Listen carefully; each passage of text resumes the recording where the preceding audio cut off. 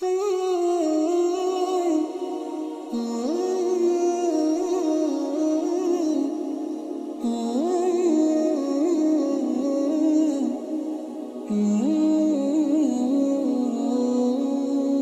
yang subscribe dilancarkan rezekinya dan yang like serta komen masuk surga.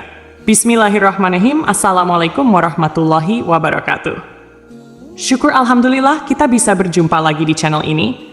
Harapan dan doa saya semoga saudaraku semuanya selalu diberikan kesehatan, dilapangkan rezekinya, diampuni dosa-dosanya, dan dipanjangkan umurnya. Amin ya rabbal alamin.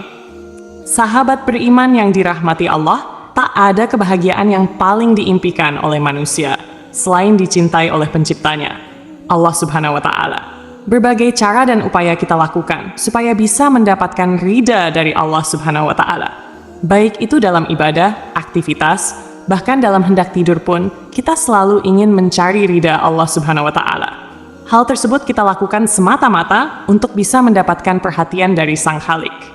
Karena keutamaan ketika kita dicintai Allah Subhanahu wa Ta'ala, insya Allah kita akan mendapat kenikmatan di dunia, terlebih lagi kenikmatan di akhirat.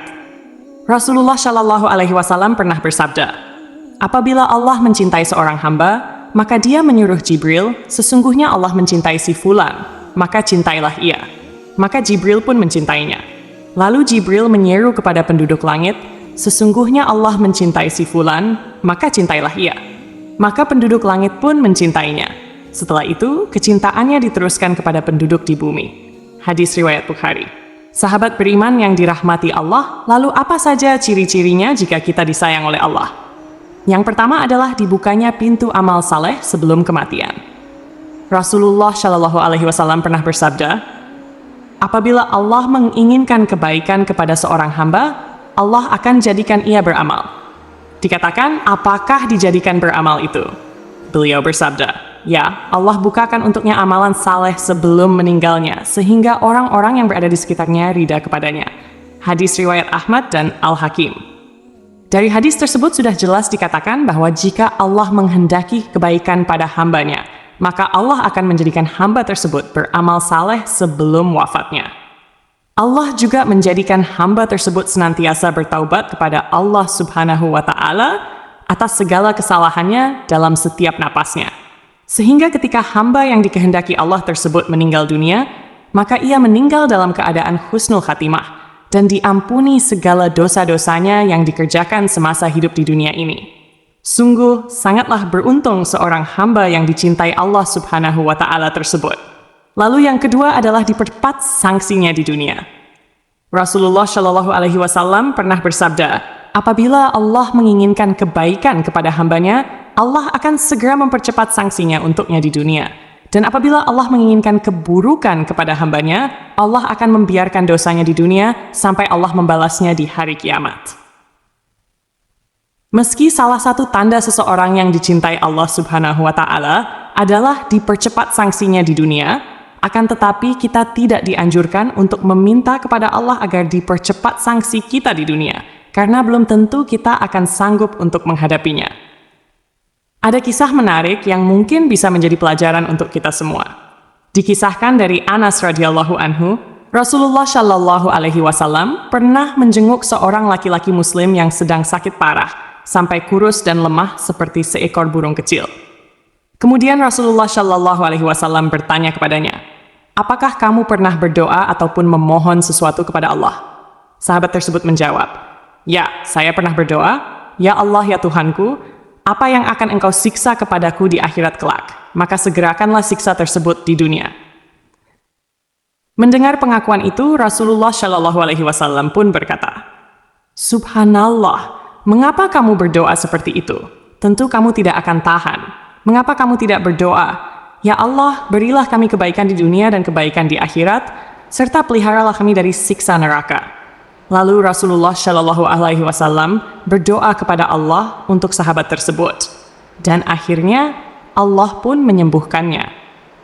Sahabat beriman yang dirahmati Allah, demikianlah tanda-tanda seseorang yang dicintai Allah dan kebaikan yang diberikan kepada hamba-hambanya yang Dia kehendaki.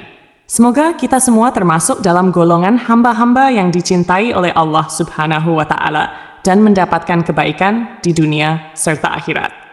Amin ya Rabbal 'Alamin. Mungkin dari kisah tersebut, kita sudah mendapatkan sedikit gambaran bahwa siksaan akhirat sangatlah berat. Oleh karena itu, kita tidak dianjurkan untuk meminta sanksi atau siksaan tersebut semasa hidup di dunia. Akan tetapi, kita sangat dianjurkan untuk terus dan selalu berdoa memohon ampunan kepada Allah Subhanahu wa Ta'ala agar diberikan kebaikan di dunia maupun kebaikan di akhirat. Semoga kita semua dijauhkan oleh Allah Subhanahu wa Ta'ala dari siksaan api neraka. Amin ya Rabbal 'Alamin. Yang ketiga, difokuskan dalam urusan agama. Rasulullah Shallallahu Alaihi Wasallam pernah bersabda, barang siapa yang Allah inginkan kebaikan padanya, Allah akan pahamkan ia dalam agama. Riwayat Bukhari dan Muslim. Yang dimaksud difokuskan adalah pemahaman yang Allah Subhanahu wa Ta'ala berikan kepada seorang hamba, sehingga ia mendapat pemahaman yang lurus terhadap Al-Quran dan hadis. Pemahaman ini bersumber dari kebeningan hati dan akidah yang syahih. Ketika hati dipenuhi hawa nafsu, seseorang tidak akan mampu memahami Al-Quran dan hadis dengan benar. Yang keempat, diberikan ujian. Rasulullah Shallallahu Alaihi Wasallam pernah bersabda, barang siapa yang Allah inginkan kebaikan, Allah akan memberinya musibah. Hadis riwayat Bukhari Ahmad. Sahabat beriman yang dirahmati Allah Subhanahu wa Ta'ala, musibah tidak selalu berkaitan dengan azab Allah. Musibah adalah ujian bagi seorang hamba untuk menguji tingkat ketakwaannya kepada Allah Subhanahu wa Ta'ala.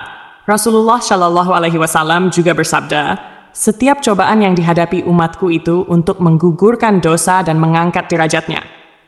Begitu pula dalam Al-Quran surah At-Takabun ayat 11, Allah Subhanahu wa Ta'ala berfirman, tidak ada suatu musibah pun yang menimpa seseorang kecuali dengan izin Allah. Dan barang siapa yang beriman kepada Allah, niscaya dia akan memberi petunjuk kepada hatinya. Dan Allah Maha mengetahui segala sesuatu. Ayat tersebut menegaskan bahwa semua ujian datang dari Allah Subhanahu wa Ta'ala. Siapapun yang berserah diri ketika mendapat ujian, Allah akan memberi petunjuk kepada hatinya sehingga ia mendapatkan kebaikan dari ujian tersebut. Jika kita diuji, hendaknya kita merespon sesuai dengan petunjuk Allah. Jika diuji dengan pangkat atau jabatan, rendahkanlah hati agar terhindar dari kesombongan. Jika diuji dengan rezeki atau kekayaan, perbanyaklah sedekah dan bantu orang-orang yang membutuhkan. Jika diuji dengan umur panjang, gunakan sisa umur untuk berbuat kebaikan, memperbaiki amal perbuatan, dan terus memohon ampunan kepada Allah Subhanahu wa Ta'ala. Insya Allah, dengan cara ini, kita bisa menjadi manusia yang dicintai Allah Subhanahu wa Ta'ala. Yang kelima, diberikan kesabaran. Aislas. Rasulullah Shallallahu Alaihi Wasallam pernah bersabda, tidaklah seseorang diberikan sesuatu yang lebih baik dan lebih luas daripada kesabaran. Hadis riwayat Bukhari dan Muslim. Sebagaimana kita ketahui, kesabaran dalam keimanan seperti kepala dengan badan yang saling melengkapi. Tanpa kesabaran, iman tidak akan hidup dalam diri kita. Untuk menjalankan perintah Allah dan menjauhi larangannya, iman dan kesabaran sangat diperlukan. Iblis dan bala tentaranya tidak akan pernah berhenti menyesatkan manusia dari jalan Allah.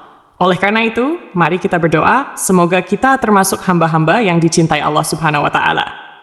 Amin ya Rabbal 'Alamin. Wallahu a'lam bishawab. Demikian yang bisa saya bagikan, semoga bermanfaat untuk kita semua. Wassalamualaikum warahmatullahi wabarakatuh.